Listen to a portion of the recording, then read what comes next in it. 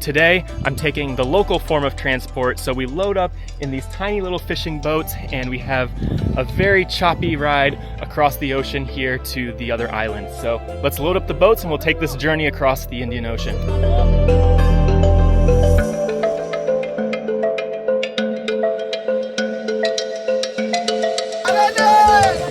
They have to push the boat out of the mud here because the high tide is coming in, so the boat was still stuck in the mud from the low tide.